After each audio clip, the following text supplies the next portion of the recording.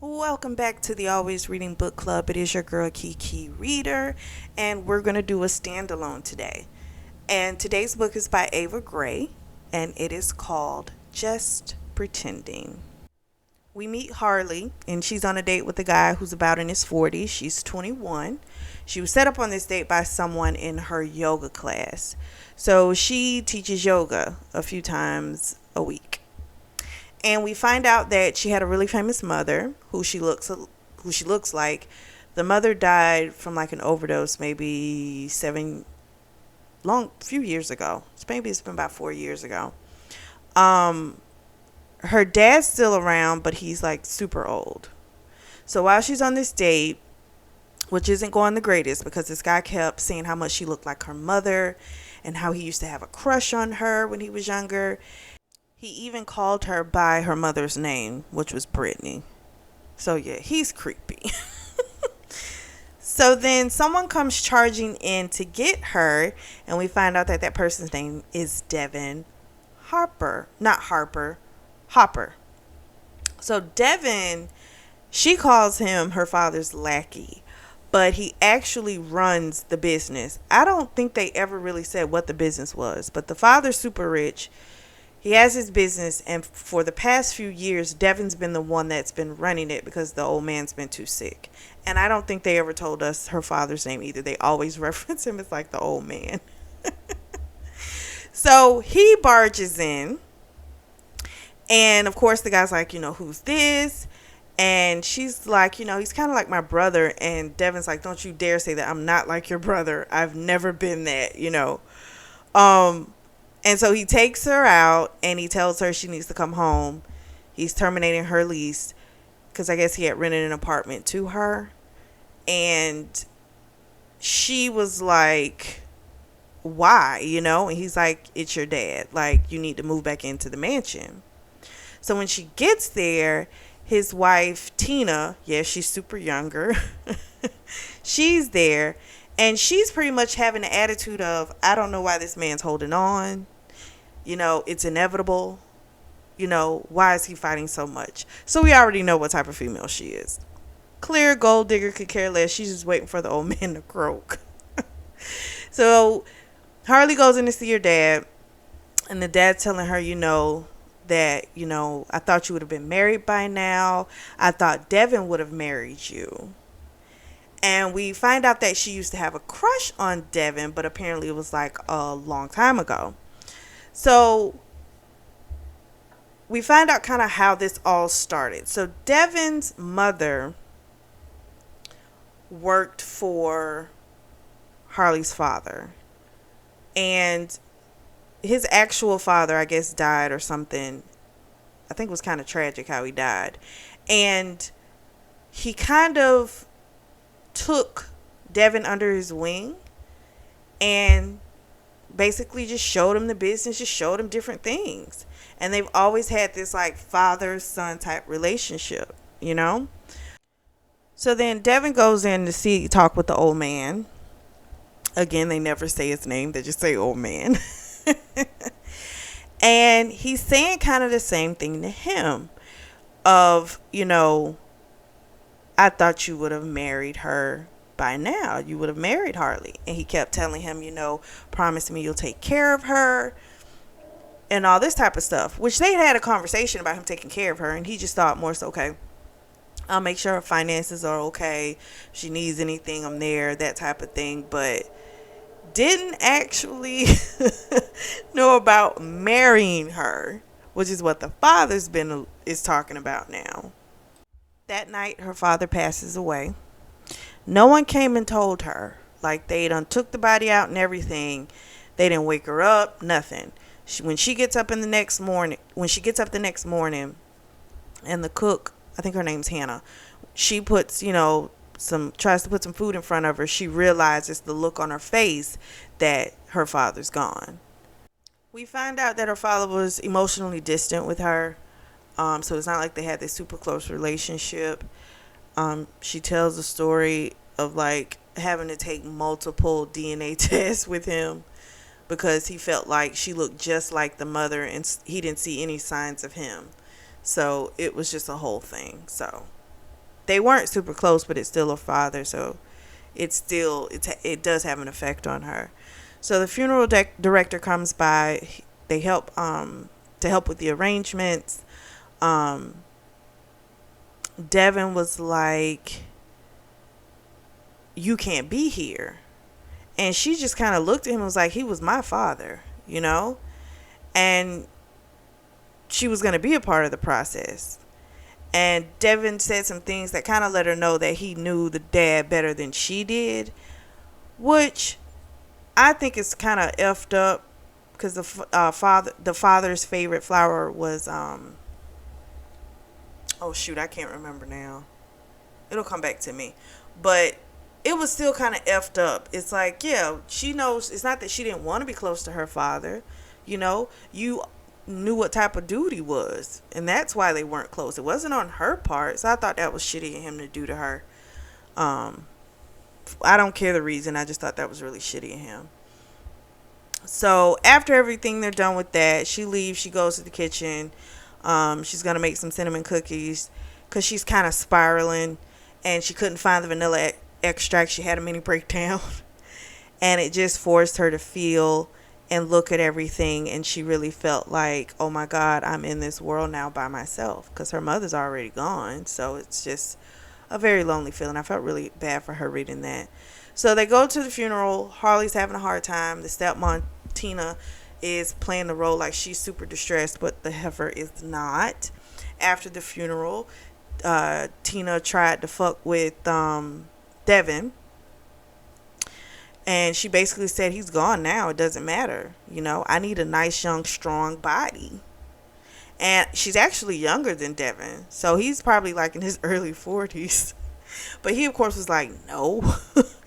And then he sees a guy talking to Harley, and it was one of the estate planning lawyers from the firm, and he walks over and pretty much tells her, he pulls her away and is like, you need to be careful with him, because a lot of men are going to be coming after you because they realize you just inherited a lot, so you need to be careful. So Tina gets super wild after the next few days. Like, she's throwing parties every night. Devin's going out of town a lot to take care of business. Harley teaches her yoga classes a couple times a week, and but she's like tired, of course, because she's depressed, she's sad, and then Tina's out of control. And so Harley calls Devin, and she's like, I don't know how to fix this.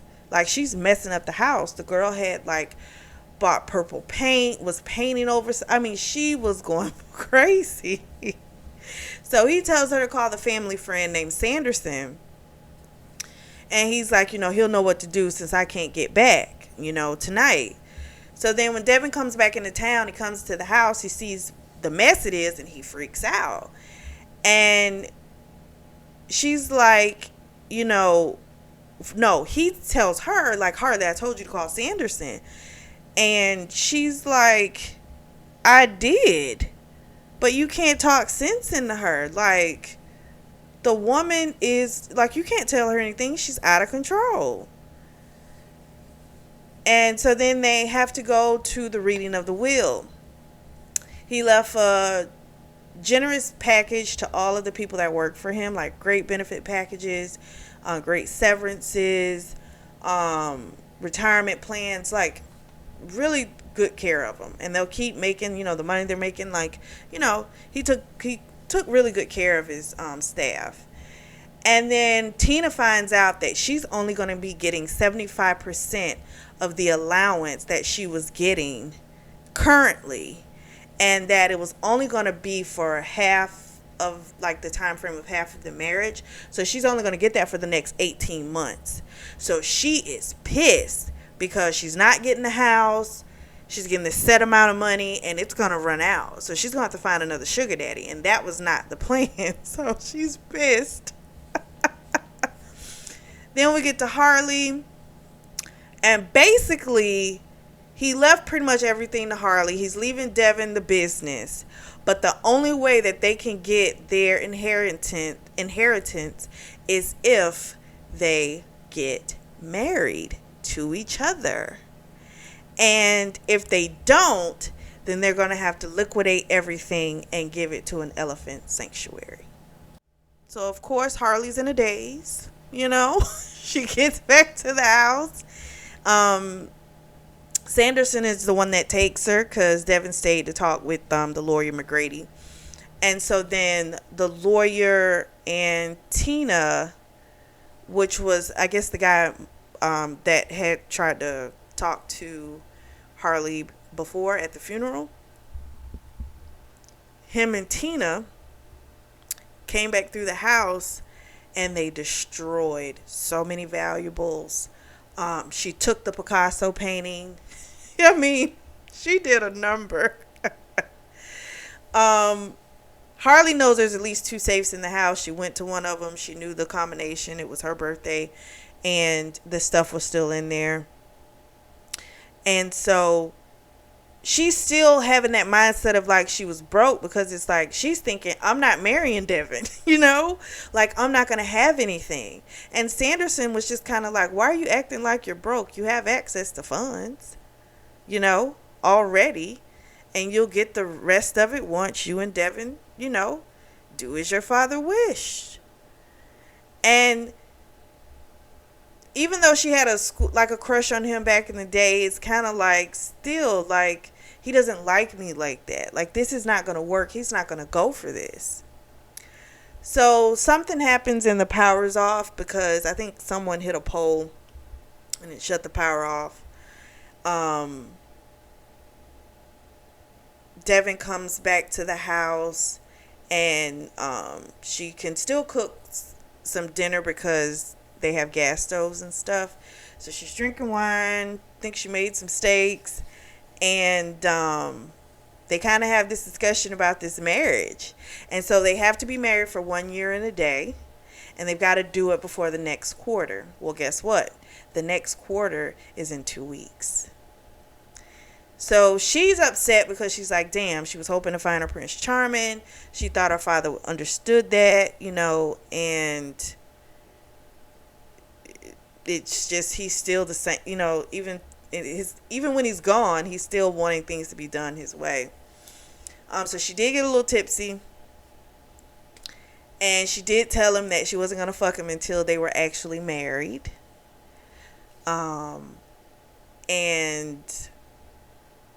he's listening to her, because here's the thing. Yeah, he wants to do it because if he's been running his company all this time, could he go to another company and run it? Yes. But if I've watched something grow, it's kind of like his baby. He doesn't want to let that go, So I feel like, yeah, he's going to be up for this too. So the next morning she gets up, her and Devin have breakfast, and they have this discussion. They're going to do it. It's not going to be a big deal. They'll keep up appearances. If he has any events, she'll show up, They'll do this for 1 year and 1 day. So they're going to do it. So then there's an engagement party that gets set up. And it's funny because when she went to get ready for the party, she had on like these frumpy clothes. And he was like, what are you doing? Like, why are you wearing that? And she's like, I don't really shop like that. And I don't have things like that. So he had this notion in her head, basically, that she was like Tina and all of the old man's other wives. That he just wanted his money, wanted to shop, didn't care about anything else in the world. And it's kind of like she's not like that, but he still kind of put that on her because he felt like, no, that was your dad. Like, I know you had access to money and you went to different places, but what we find out is after the mom died, like, the mom had to like beg him for money, And then when the mom passed, he sent her off to boarding school. There was nothing. She really didn't have a whole lot of interaction. But see, he didn't know about this because basically by the time she came along, he was probably in high school going to college. So he didn't know all of this stuff. So he had a totally different perception of her. So he helps her pick something out to wear. And then when they get to the party, basically the board is saying, yeah, y'all need to go ahead and get married because they think Tina might try and contest the will. But I'm like, she was probably not if she went and stole the Picasso out of the house. Um, but I guess still want to put a little pressure on him to go ahead and do it. And so then she sees the slimy lawyer Martin trying to talk to her. And he, of course, goes over there and he's all like, that's my fiance and all this type of stuff. But the dude's like, yeah, but it's fake. He grabbed her hand and kissed her and was like, basically, don't speak on things you don't understand. So they leave from the party and he's like, we got to get married like sooner than we thought. And she's like, okay. I'm sad I'm not going to get my Prince Charming, but hey, it is what it is. So they're on their way back to the house. He pulls over and he asks her to marry him. And then he starts kissing her and he starts rubbing on her. And this shit feels so good to this girl. And she was just a mess. Her head was just all fumbly after that because it was like a couple of years ago she had this huge crush on this man. And she thought, okay, it was just a little schoolgirl crush. And then you get kissed like that. She was like, oh my gosh. So whatever feelings she had buried, those things they're coming up to the top. So they're going to go to Vegas and get married.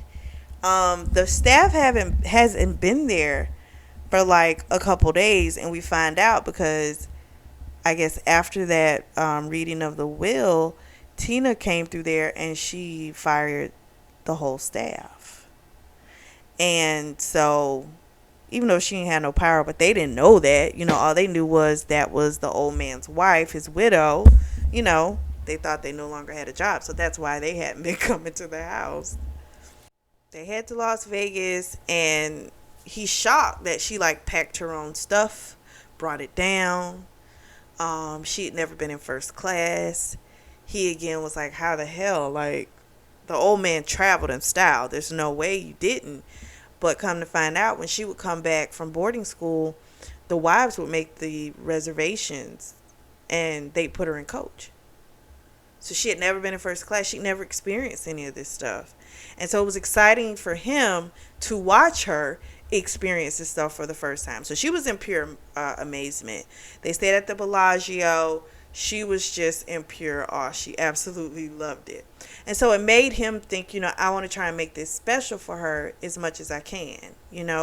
Like, I thought that in itself tells me, like, okay, because if you don't really care, you don't care.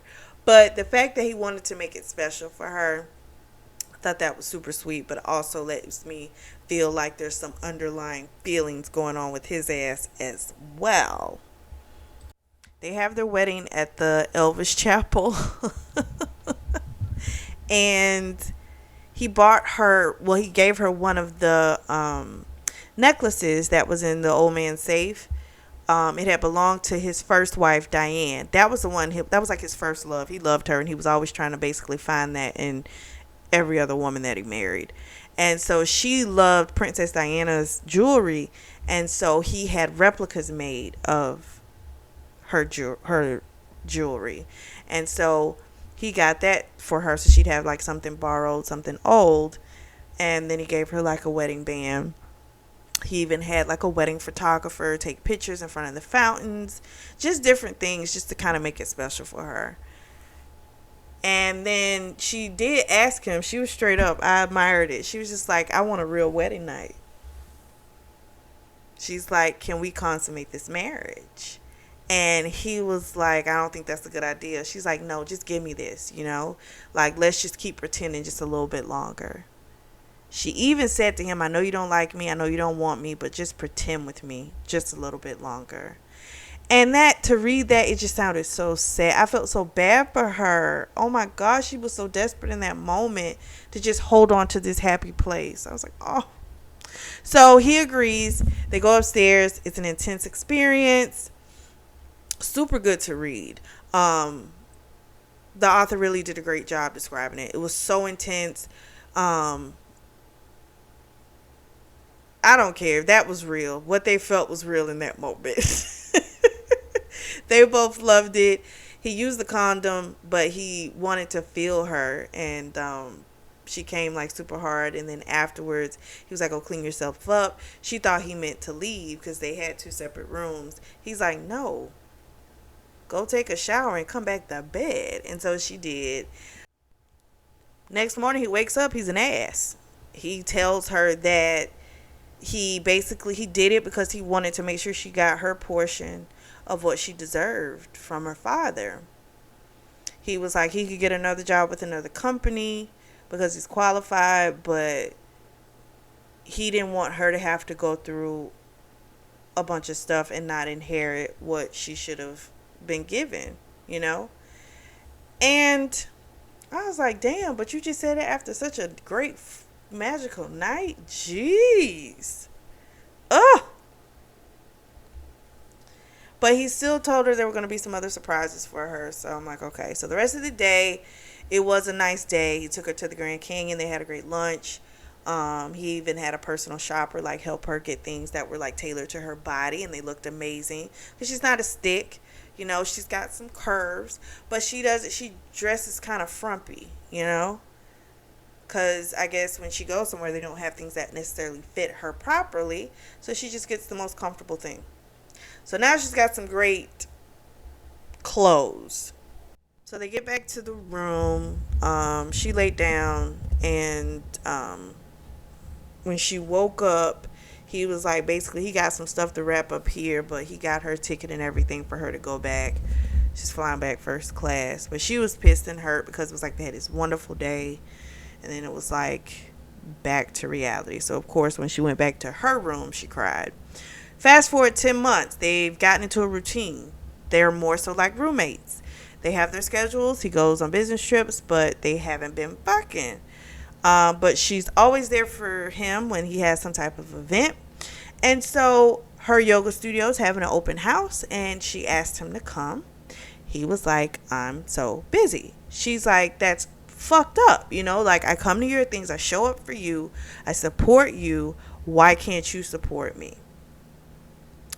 And he pretty much didn't get it, didn't understand why it was important to her. And that is fucked up. Like, if I do stuff for you, and then, and it's not saying that you do stuff to get something from someone. It's not that. But it's the idea that, okay, I'm fine with supporting you and what you're doing. But then when it comes to me, something small, it's like, that's a massive deal. That's just, I can't do that. You know what I mean? So I understood why she was upset, you know? Because it's like, even if we're not necessarily, you know, they're not fucking anymore, but because they had kind of gotten to a routine, it's like, oh, we're still like at least friends, you know? So you would think you would still want to support your friend, you know? So I totally understood it. So she storms off. He didn't understand it. Hannah pretty much had to try, like, help him understand. You know, Hannah's the cook. Hannah's like, you know, I know it's not a real marriage, but at the same time, she supports you every time you need her. So why not carve out that little time for her?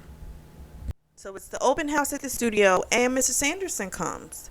She, you know, asked him to, you know, offered for him to, like, do it. But he's like, I can't do those poses, you know. But she was really happy he came, because he was a close family friend, so he was kind of like family, so that made her happy to have him come. She went in the back, and she had cried a little bit because she was upset that Devin didn't show up. And she got herself together, came back out. She started class, and guess who comes in his gym clothes? Our good old boy Devin. And he gave her a wink, and she had this huge smile on her face. And he was really impressed with her, like how she was helping everybody, calling out the poses, and just helping everybody, you know, execute them. He was really he was happy to be there, actually. And he apologized for calling it just a hobby. You know, he's like, you really do a good job, you know. And so that made her happy. A few days later, he comes back from a business trip. Every time he leaves, she kind of, well, not every time, but a few times, she changes the paint in the bathroom. She's basically trying to find something that he'll like. And so she's waiting for him to say, "Oh, I like that," but he's never said it. So he's looking at her, he's getting horny. But he's like, "Nope, can't do it." So he goes to the gym, pounds it out, and then takes a cold shower. And again, I just don't understand it. Y'all already done fucked. It was beautiful. Why not have fun? I don't get it. I'm just saying, you might as well enjoy each other. So then they have an event. Well, Devin has an event. She goes to it. A lot of the board members are there. The head board guy, I think his last name was Smith, made a comment about her drinking champagne in her condition. And so he, of course, is trying to insinuate she's pregnant, pisses her off because she's a curvy woman, but she's not freaking pregnant.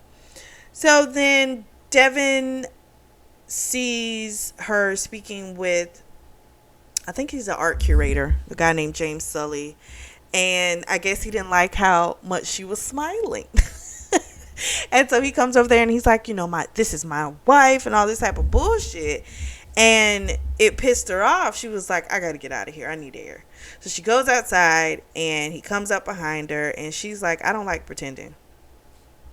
She's like, I want something real, And he kisses her.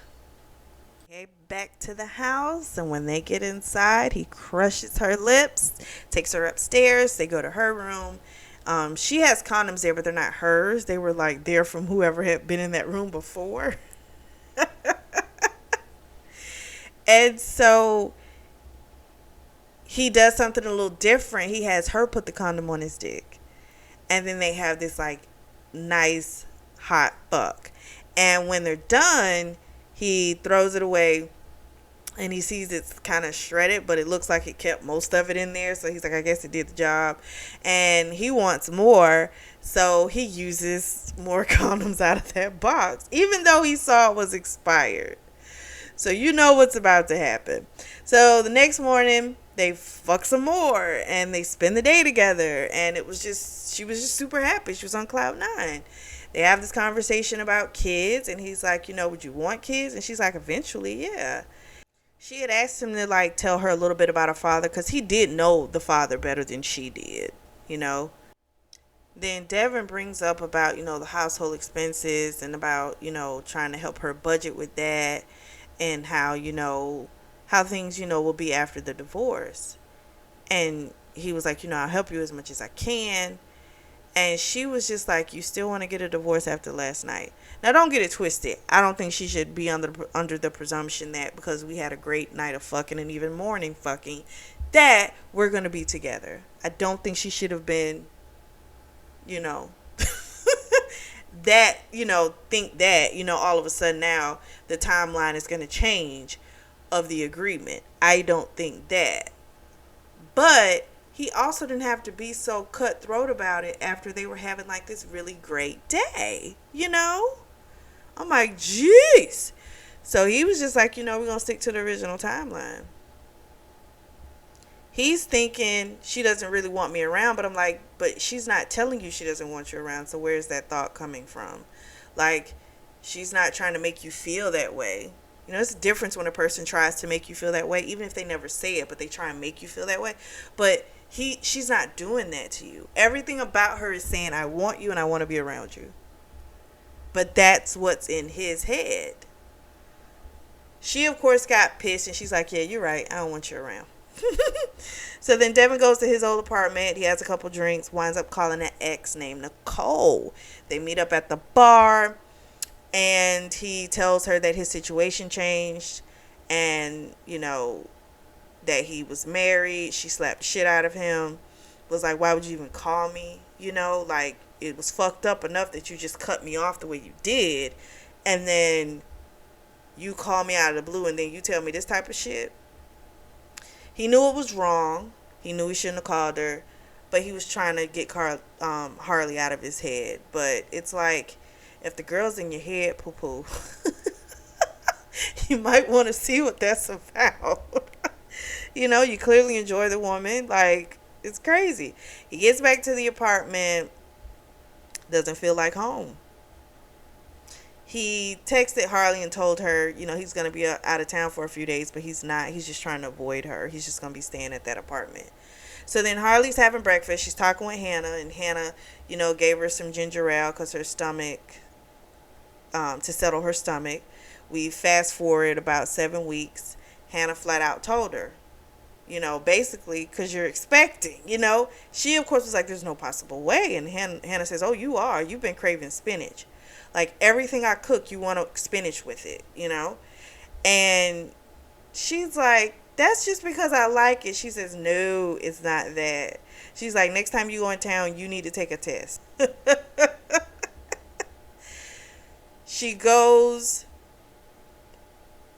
and gets the test, comes back home. Sure enough, she bought two, pissed on two. She's pregnant. Jesse, who's the assistant, comes up and he's like, someone's at the door for you, but they won't give the package to him. To her, he's like, you got to go yourself and get it. Because Jesse's a girl, if I'm not mistaken. So then she goes downstairs and she sees these pictures, and she can tell that there's pictures of him at the apartment, so she knows he's not been out of town. He's at this apartment, and then it looks like he's kissing a woman in one of the photos, which is probably one of the ones when she came in and kissed him on the cheek or something like that. And so she is so pissed because it's like, damn, this, it's not a real marriage.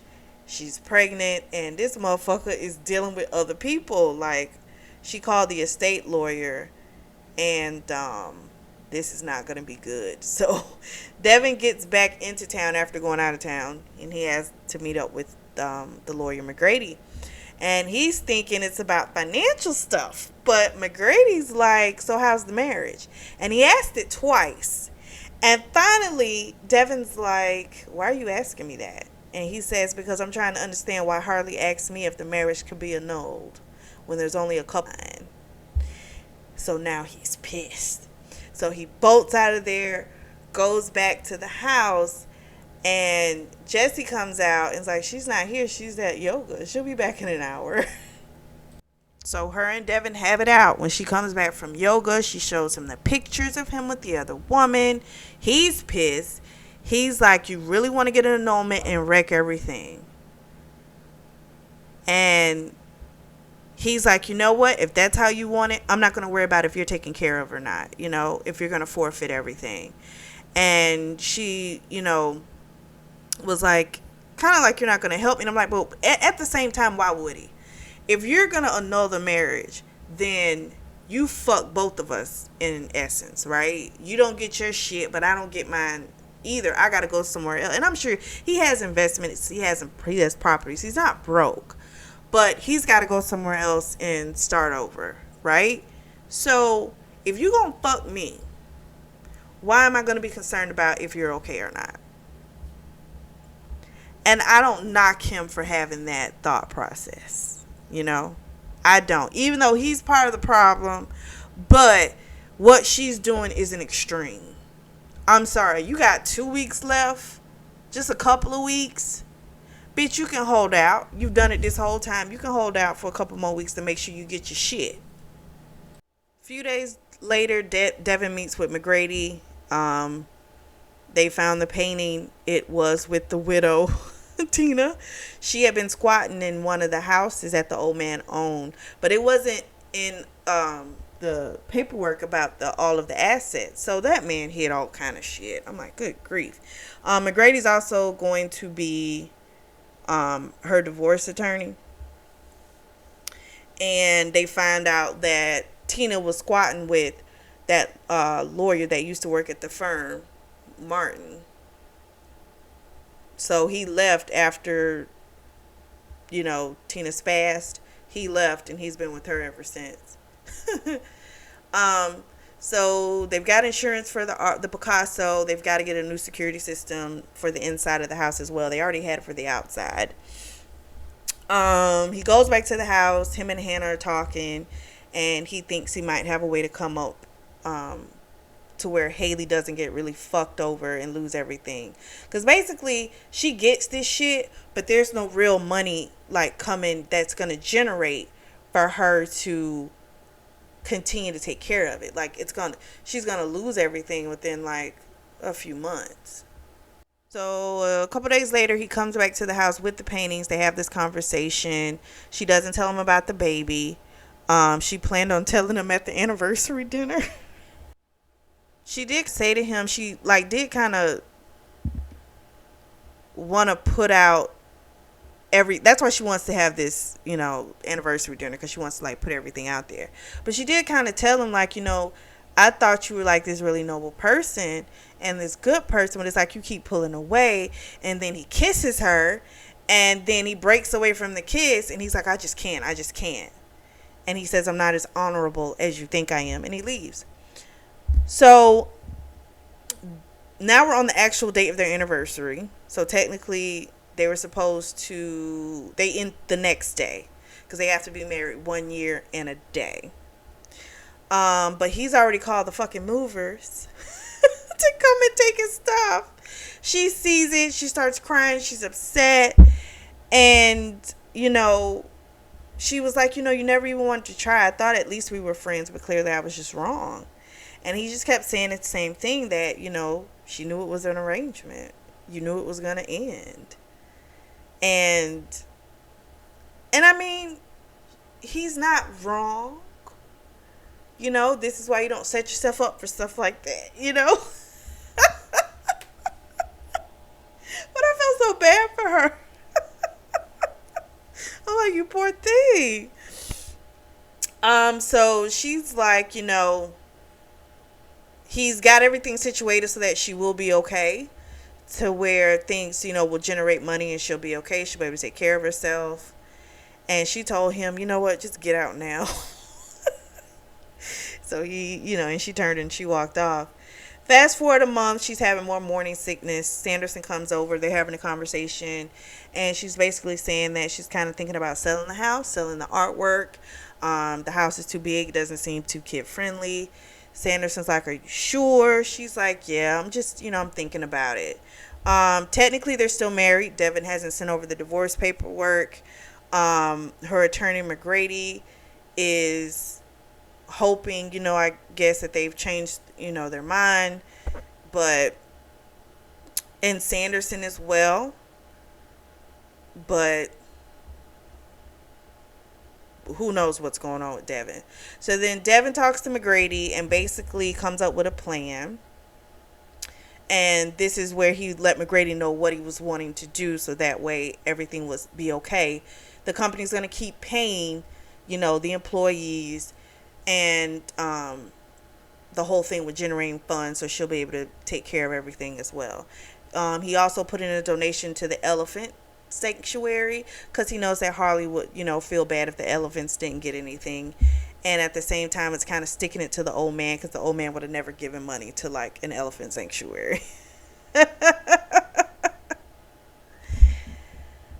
So my whole thing again is, why are you fighting this? You clearly care about this person. What's the problem? So then Harley's finally feeling better. She finds out, she gets a phone call, and it's a thank you from the donation for the elephant sanctuary that was made in her name. And she knew it was from him. She thought it was super sweet. And she was like, you know what? We should have a conversation. She was going to tell him about that baby. So she goes to the office. He's not there. He's out of town. And his assistant said something about, the staff, being able to be, continue to get paid by the company, some other stuff. And she just kind of was like, this doesn't make sense. Why is everyone doing stuff but they're not telling me, And I do understand that. I can understand her being upset about that. It's the way her dad would treat her. So I get it. But at the same time, they're taking care of shit that you probably couldn't do. Just saying.